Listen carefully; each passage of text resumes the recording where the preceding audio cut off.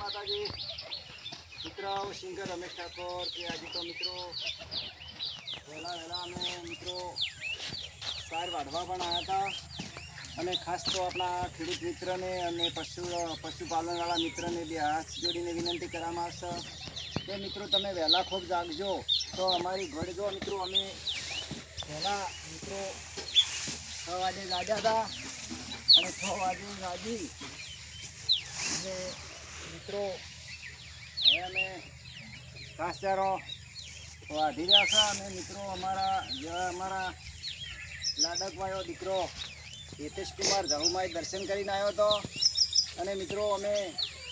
પણ સાર વાઢતો એટલે પછી મારી જોડે આવ્યો કે સિંગર રમેશ ઠાકોર તમે અત્યારમાં શું કરો છો કે ભાઈ મારે તો 6 વાગે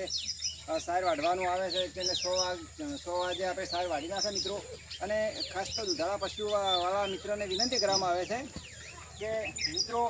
2 પશુ માટે આટલી બધી ઘાસચારો રસકા બાજરી હોવી જોઈએ. હિતેશ કુમાર આ થોડું ઝૂમ કરો.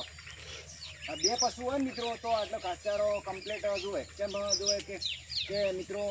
આપણું પશુ બહુ મોજમાં આવી જાય અને મિત્રો ખૂબ જ આપણે વિશાળ સંખ્યાની આપણે વિનંતી કરવામાં આવે છે કે દુધાળા પશુને વિનંતી કરશે કે તમે અત્યારમાં વહેલો એક ભારો મિત્રો ભેંસને નાખો તો ખૂબ જ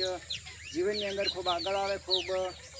દૂધ ગાઢે મિત્રો. અને એ આ સાલ તો આપણે બનાસ ડેરી ખૂબ વધારા પગાર તો મિત્રો સરસ આપેલા છે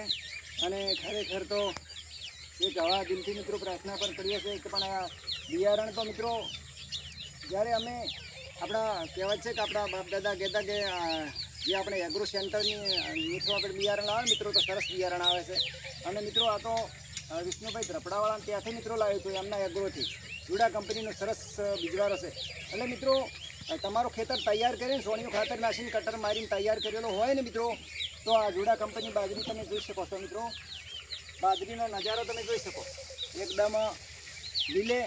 લીલીછમ અને મિત્રો હાઈટ ખૂબ સરસ છે. અને જે આપણા ખેડૂતોને વિનંતી કરવામાં આવે છે કે નજીકના જૂના ડીસા શાખાની અંદર આપણા વિષ્ણુભાઈ ધ્રપડાવાળા છે મિત્રો એમના સરસ બિયારણ મળે છે. અને હવે તો મિત્રો માણેકપુરાના પાડીએ પણ એગ્રો સેન્ટર છે અને બધા કોઈટા ભાજન અને સરસ આપણા ખેડૂતોને ખૂબ આપણે દિલથી પ્રાર્થના કરીએ કે સરસ આવું બિયારણ વાવો. અને મિત્રો મારી આઈડી યુટ્યુબમાં સિંગર રમેશ ઠાકોર છે મિત્રો, લાઈક કરજો, શેર કરજો અને સબસ્ક્રાઈબ કરવા મિત્રો ભૂલતા નહીં. અને માણેકપુરાની જોગમાયા તમારા સપના પૂરા કરે એવી આપણે દિલથી પ્રાર્થના કરવા. બોલો જોગમાયાની જય.